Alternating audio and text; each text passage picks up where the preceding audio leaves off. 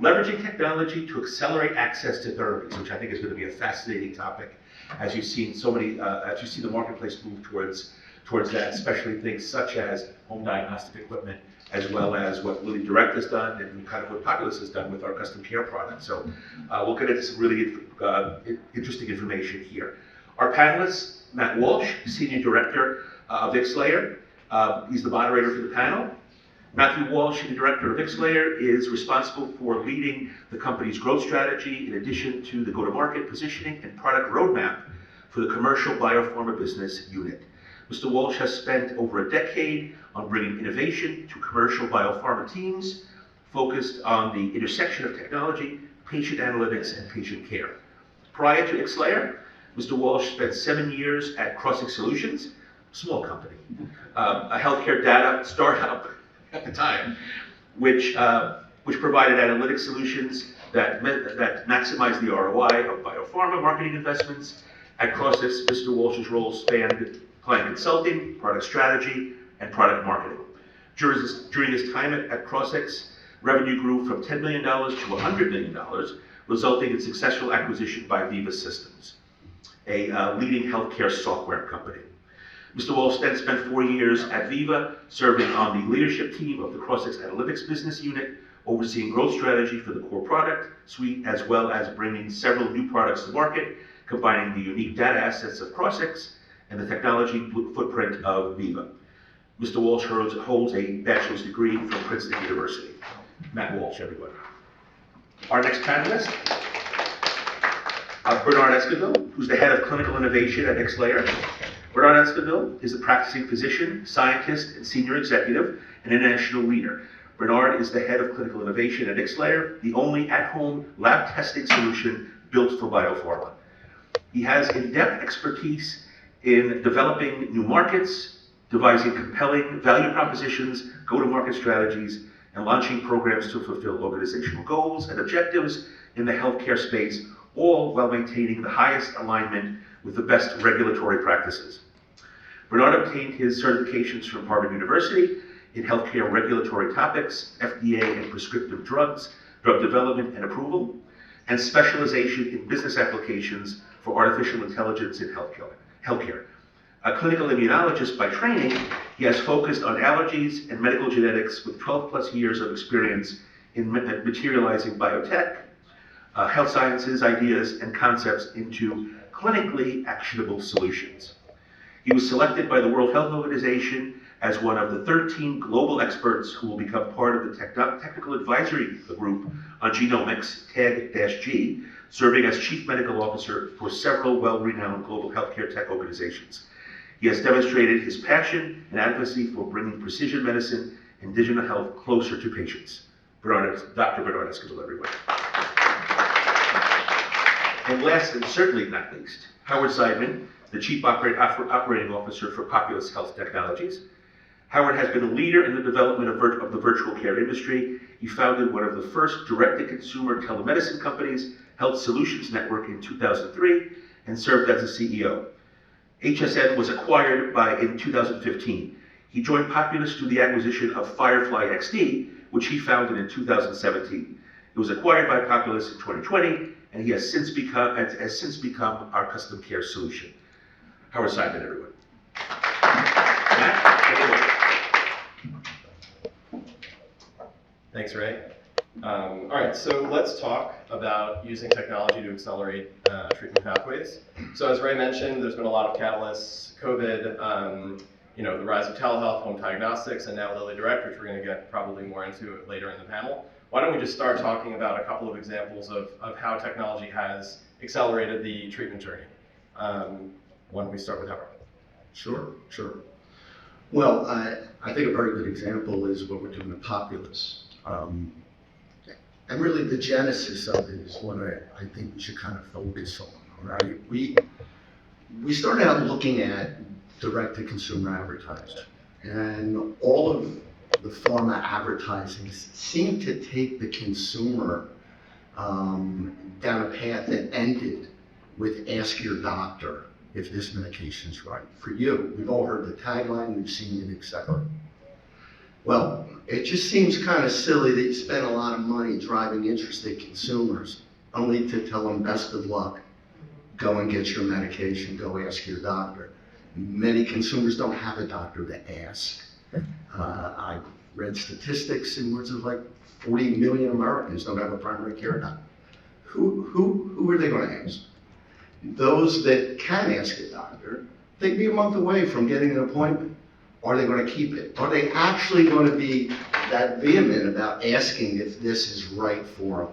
Are they going to forget about that? Are they going to see a doctor that has any idea what your brand is? So leaving the consumer there made no sense. So for us, our thought, probably the same here too, is how do we complete the loop? So telehealth is a tactic, testing is a tactic. Take the consumer beyond just go ask a doctor and start bringing the services, diagnostics, and medical help they need to them at that very point in time. All right, so that is kind of the genesis of the idea of utilizing these digital pathways to complete the circle of care. That's a great point. I like the way you landed on the patient's journey and finding better ways to help them have access. And I know it's a word that we've heard a lot, but it's worth to highlight again. Access is a problem. Some stats in the same vein. Roughly 40% of the U.S. citizens live in a remote area. So just being able to get from where you are and finding a lab that is close to you, not even mentioning a healthcare system or a physician that can serve you, it's a problem. On top of that, we have a life, we have work, we have families. So it's like easy as it sounds to actually get access. But it's also important to highlight, how things are changing. So allow me to be a little bit disruptive here and zoom out. It's beyond health. The reality, nowadays we have heard the word patient centered. Reality is consumer centered. And we are, as consumers, before being patients, we want to have ownership of our decisions that impact our lives. We want to have ownership about what are we buying. We want to have ownership about my financial decisions. Why not also having ownership about my health-related decisions? And then, finding ways on how experts become a support for accessing and make the best informed decisions for my health. So it's about empowering consumers and in a nutshell, disrupting the reactive approach that we all know is not working and moving towards or leaning towards a proactive approach where the consumer takes the first step. But an informed first step, because to your point, go and talk to your doctor. How can I take action upon something like that? So I think that makes a lot of sense in, sort of lifestyle type brands. I think we've seen a lot of DTC services around, it was mentioned earlier, Hims and Hers, erectile dysfunction, hair loss, now obesity. Do you see this expanding to kind of outside of those lifestyle brands into more kind of specific, services and cares? Well, we're living proof that it does. We don't really do any lifestyle brands. Everything we do is a branded medication. We deal with prior authorizations, insurance adjudications. Our brands are not, we do not follow the Hims, Roman, etc. Methodology of, I hate to use the term, but kind of a pill mill, it's really cheap cash pay, generics, real simple clinical intake, pay your $20, get your ED meds, done. I like people to think of us as more of the branded medication version of that. And when you're dealing with branded medications and you're dealing with indications that far exceed the simplicity of some of these other ailments, you really need a mesh between the messaging, the marketing, the clinical intake, the clinical knowledge, the clinical efficacy, as well as as well as finding the right patients. So you really need to combine your clinical need with your marketing need. That's not easy to do. I think HIMSS is all marketing and virtually no clinical.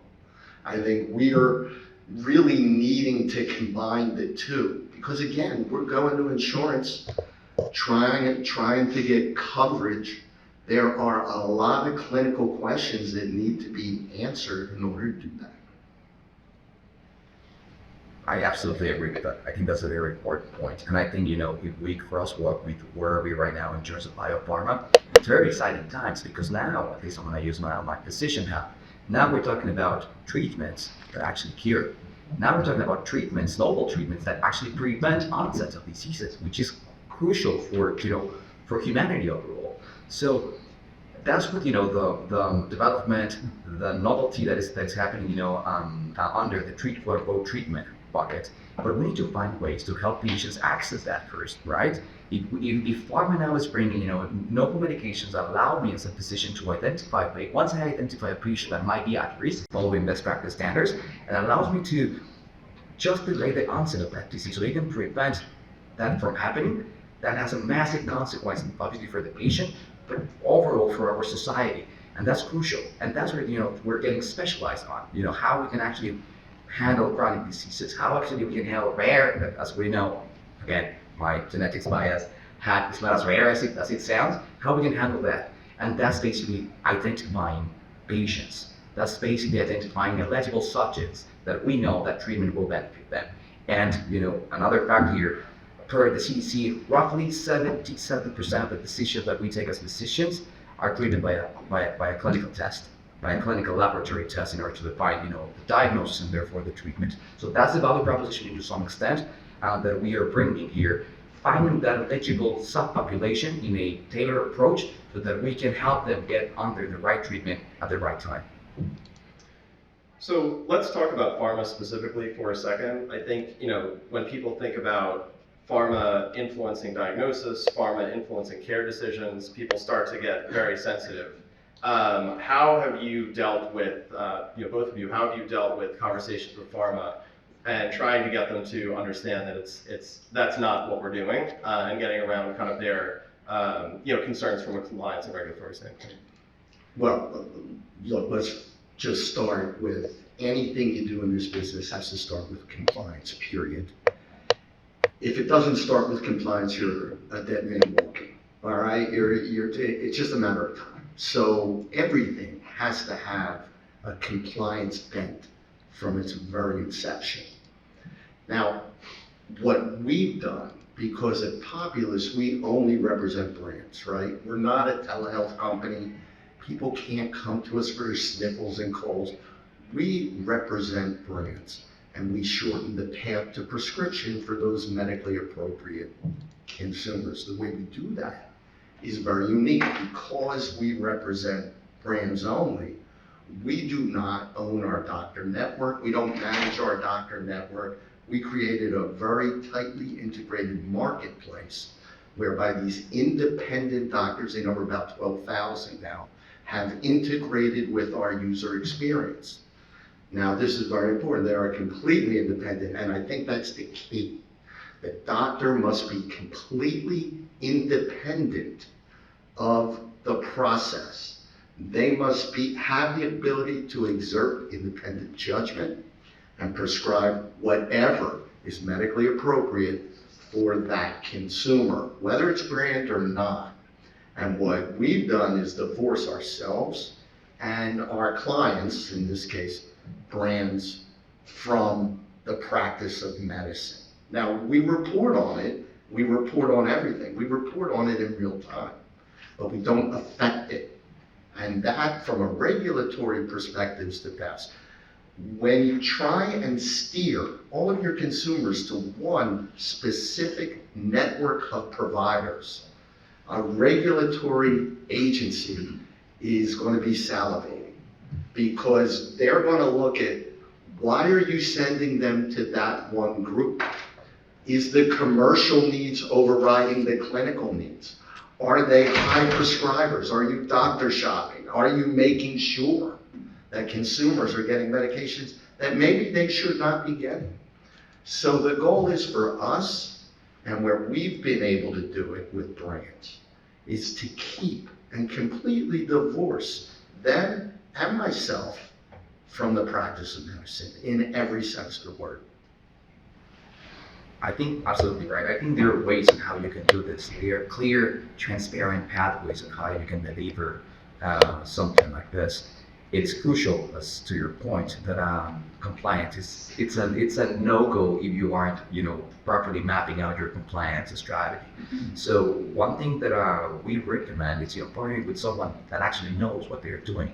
I can in a very humble but honest way say that we are the only at-home testing organization as a digital platform out there that is working with biopharma, just because we do exactly what you just mentioned. We don't own a single lab. We don't own a single lab. We don't own a single physician network telehealth service. We don't own a single medical device, sample collection device for this. What we do, and I think is something that goes beyond us, is partner with the experts in the specific sub-niche that you need in order to deliver this value proposition. So integrate, by being a platform, a digital platform, we integrate horizontally with all these key elements so that we can deliver this within compliance. Because there's several things that needs to be, several boxes that need to be checked. Like, for the laboratory, it's should go through CMS CLIA, for instance. From the medical follow-up, you need to have the proper registration, the proper medical necessity, the proper follow-up if something abnormal. That needs to be also compliant with CMS. From the medical device perspective that you're going to be using in an at-home basis, it needs to follow medical device best practice standards by the FDA, and so on. So there are different elements, not even mentioning privacy, security, and other elements that are also as important that need to be checked. So I think nowadays the only way you can bring value in healthcare at scale is by bringing the right partners, by partnering with the guys that actually know what they're doing. And that's what we have done at IXLAYER, by being this digital platform that enables the solution. The backend of us is actually taking care of all those different stakeholders and bringing them together so that we can bring this tailored proposition within, highlighting it to your point, within compliance. And if not, that would be a no-starter. So I think a flip side to that question is, anybody who's worked in pharma knows that there's kind of always a trade-off from a compliance standpoint and a patient experience standpoint, or what you want to do in an ideal case is maybe not what you can do because of compliance. We've heard the reasons why this is okay. What are the things you've been asked to do, and what restrictions are there against what people are actually wanting to do in an ideal state? Well, see, this is the truly interesting part of our job. Every manufacturer, every brand has its own slant on what's acceptable and what isn't. All right? I have brands say, I'd like our brand to be pervasive throughout the entire experience. I have others that say, oh my God, we would never allow that to happen. I have other brands that are fine with text fields. I have other brands, and this is a new one for me from a pharmacovigilance standpoint, have said, we want no free text fields because it could denote an AE that we're going to have that could potentially slip by. So we've had to become incredibly nimble. Depending on who we're working with really dictates what we can do. The funny thing is, and we see this every time, the marketing people and my people think we come up with something that we think will just do amazing. And then it goes to MLR. Then the nightmare starts, all right? They say, no, you can't do that, you have to do this, you can't do that, you gotta do that. Then we pare it down, we fit what MLR wants. We've never had a problem doing that, but it's different for everybody. Everyone has their own interpretation. Healthcare law, there's very few what I would say law, there's more what I would call guidelines. And guidelines, it really allows a lot of room for interpretation, and everyone has their own interpretation.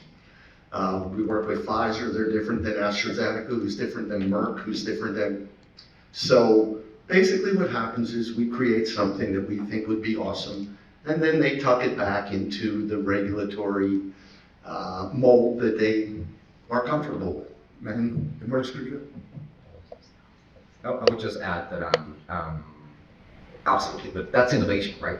Being nimble enough, being flexible enough, that's the beauty of innovation.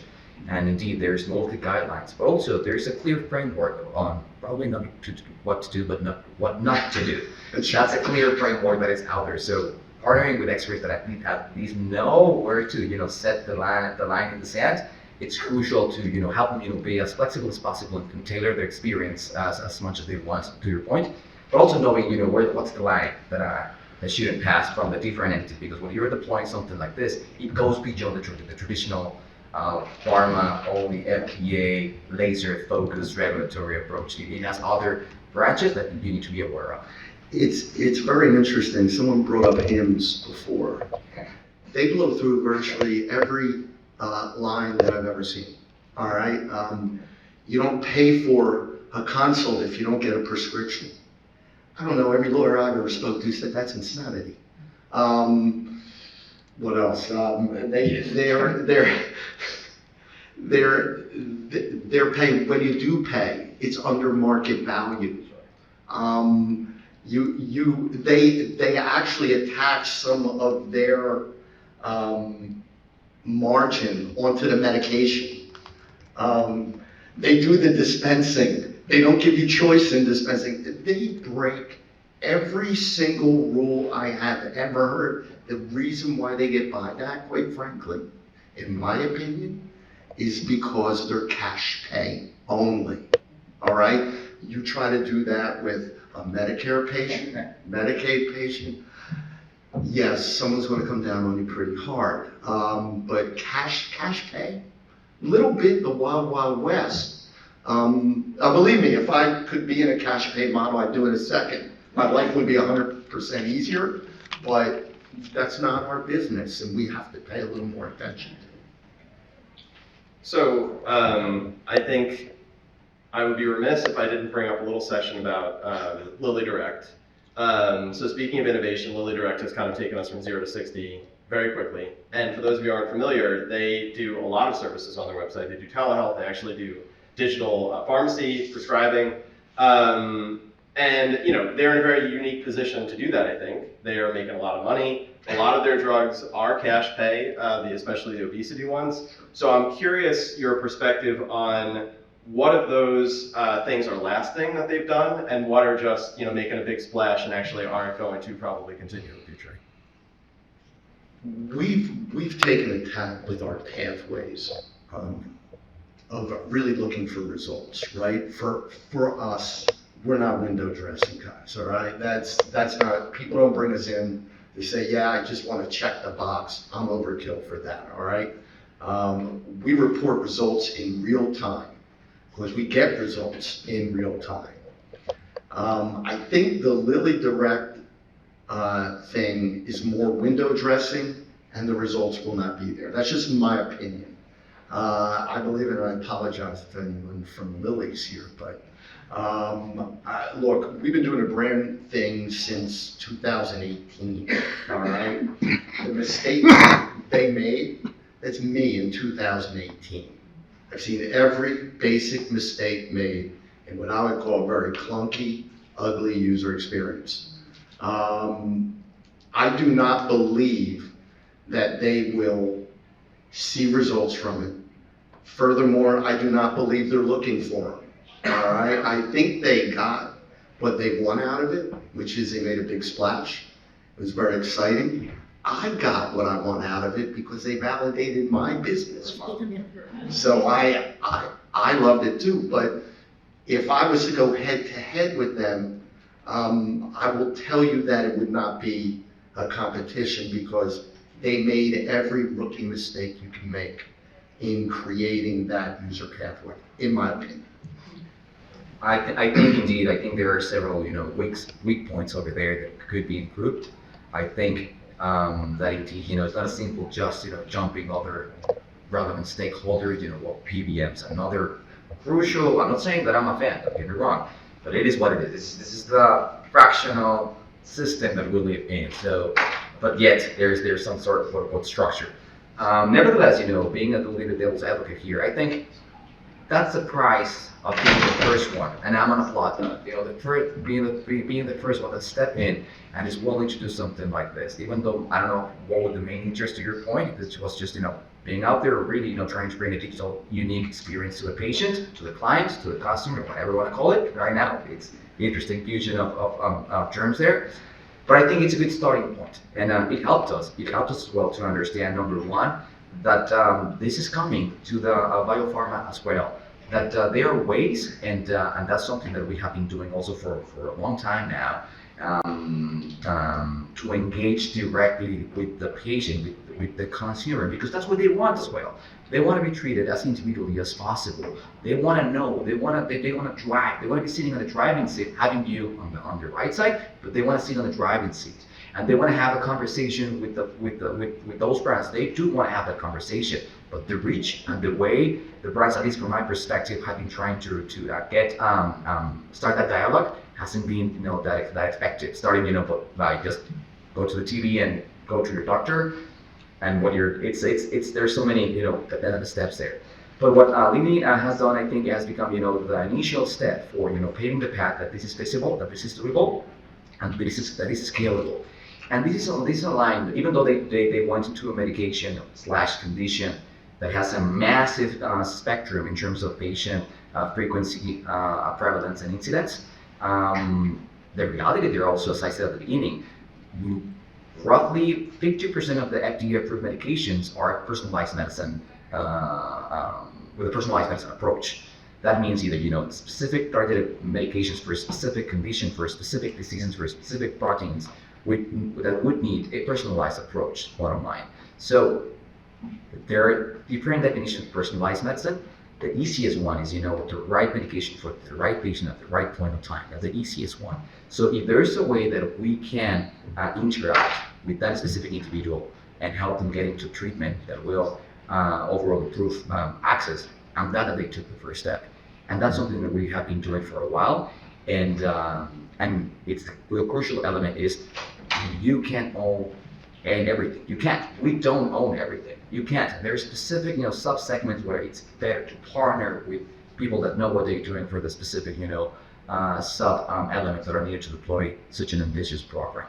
And that's the key element of the right partnership and learning from those. But bottom line, if there's anyone from Lily here, I'm glad that you took the first step, and we're here to help moving that forward.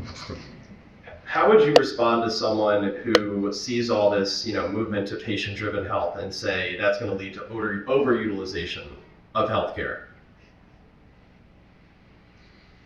Well, I personally don't see patient-driven health being a catalyst for overuse.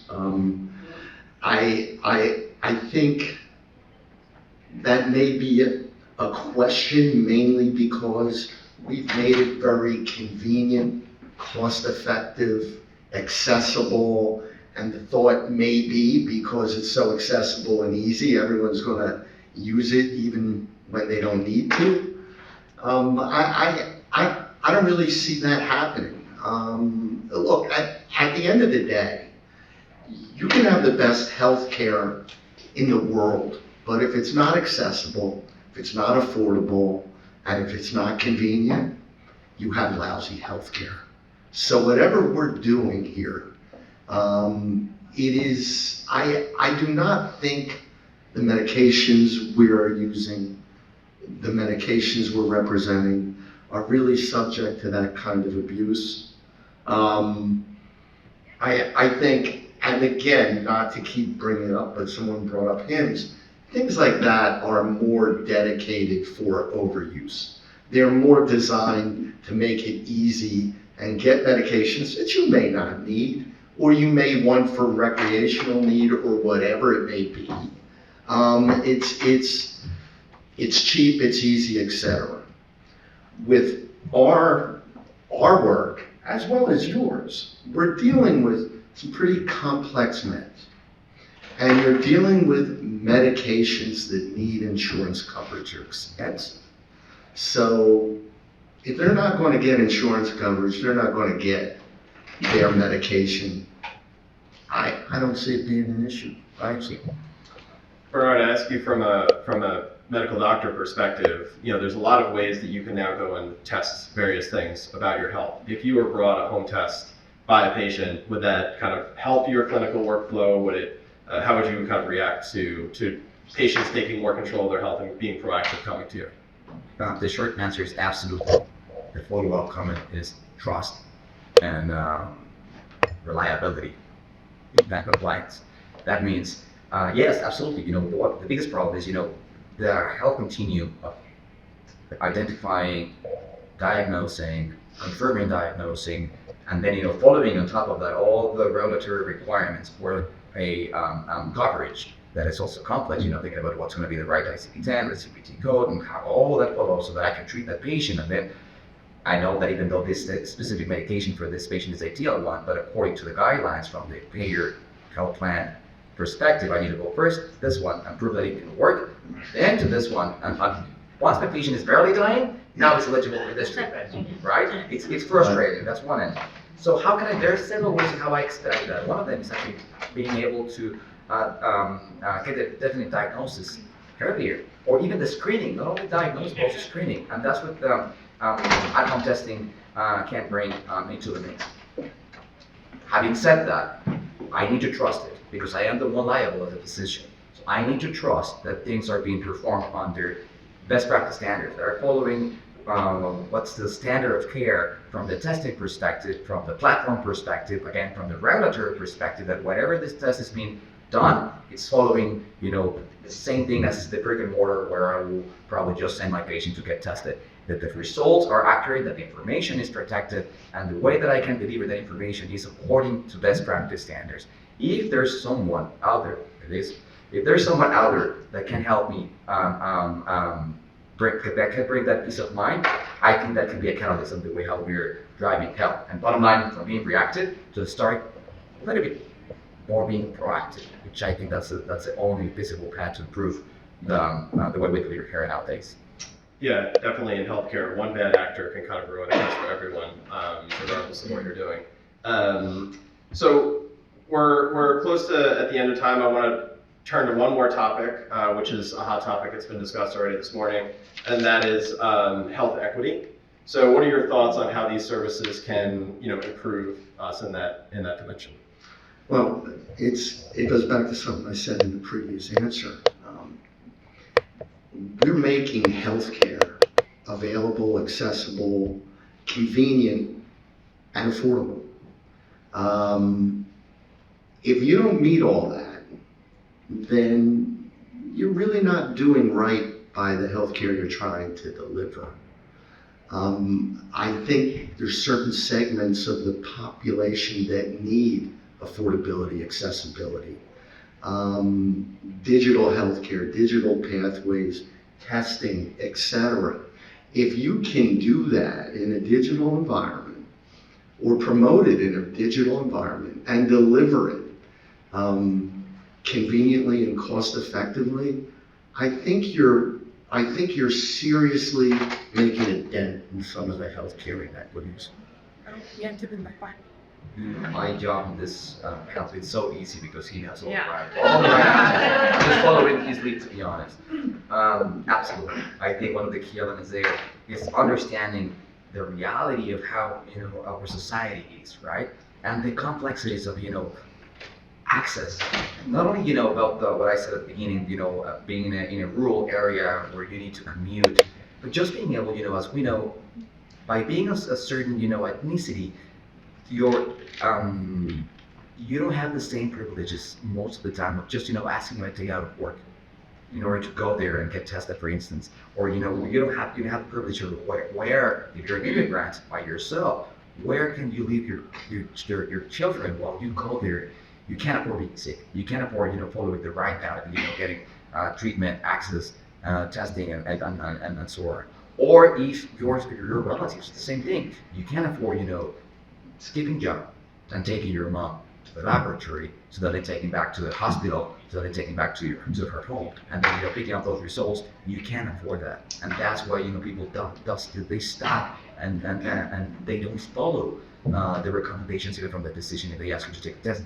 It's not because you don't want to you don't want to feel right. It's because you can't due to the social implications that are tied to that. So absolutely, digital health, I think, is one of the most relevant elements that we have overall for access and tackling health disparities.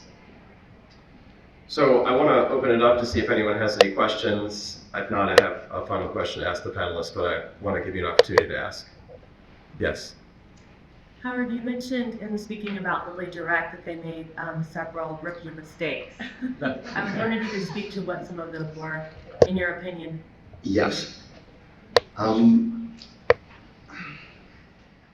again, I'm doing this from memory. In my opinion, and the data will bear it out, I think they would have been smarter to have driven different experiences that are specific to the indication instead of driving all to one page and having them all kind of there.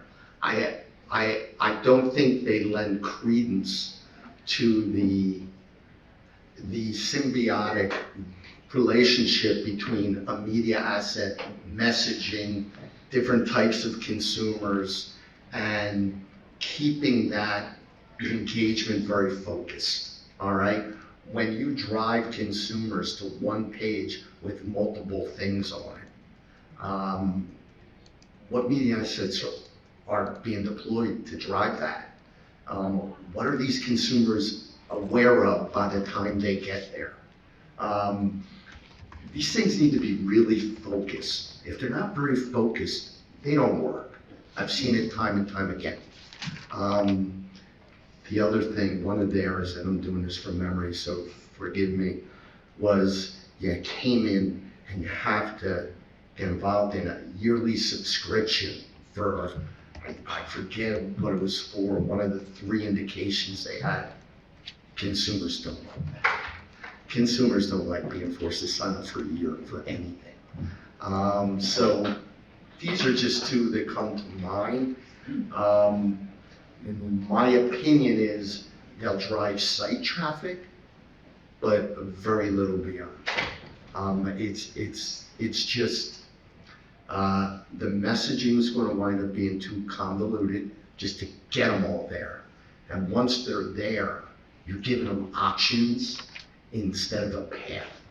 And that they need to take a step to get to the path. And then when they get to the path, it's a very bifurcated path, all right?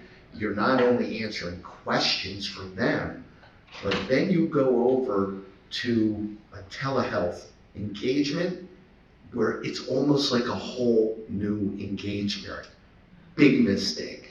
It's got to be elegant. It's got to be all transitional. It's got to be all one engagement. There's this bifurcated, it's glitchy, it's got a lot of friction, and friction equals abandonment. Yep. So I'm going to make an observation, as in probably leads to a question at the end. Actually, Lilly Direct is not the first one. I'm going to say Pfizer Direct was in 2013, sorry, Viagra Direct back in 2013. The reason why Hims and Hers and URX all work is it's a consumer experience that makes it easier to get medication. It reduces barriers. If you look at the growth trend, you look at the number of people getting to it, pandemic changed that world. We've got 1,300 plus other healthcare companies, all with very different business models. I think we need to be thinking about this very differently. We think through a world of HCP gets to the patient. The opening line, and I agree with a lot of what Luke said, put the patient first, put the consumer first. And this is where the FDA is going. They're on the verge of approving a new regulatory pathway called ACT that leverages technology to allow technology to be the triage. Today, we have a black and white world. If a drug has a group of patients who have a problem, everyone has to go to the doctor. We treat every patient the same way. We don't treat them as individuals. But if you have a pathway where technology can figure out this triage, you can increase access. There's lots of data, reduce barriers, access goes up. Telehealth, help people with disabilities, patients that are rural communities. There's a reason why the White House is getting to broadband in rural communities. It's all about leveraging technology to drive access. Think about whether the patient needs the doctor or whether technology can do that, and still look at very different solutions. As I say, the FDA is on the verge of approving a new regulatory pathway. That's the space we want. That's where Absolutely. Yeah, Definitely. and I think there's a component of, I agree with you 100%. And I've witnessed that firsthand with a group that I was working in and coaching to some extent that is creating a triage. And actually, I like that they use a similar, that's a well-known terminology that we use when identifying which patient, the severity of why the patient are getting into the ER, for instance. It's AI-driven. Now with the data that we have, that's one of the use cases where AI specifically can help for these purposes. And you're right. A good thing to keep in mind is, the regulatory requirements for this. One is that a new pathway that is coming, but also the regulatory piece for the software, specifically the software as a medical device, in order to be sure that decisions and how they are, making selections or adjusting specific people depending on their presentation is accurate and again following best practice standards. Yeah. The only thing I'd say different is put the patient driven rather than computer or technology driven. It's who booked their flight by going to a travel agent today? No. We have changed how we engage to do lots of things because of technology. Leverage the technology to make it easier for the consumer and the patient. Absolutely. Any last questions? All right.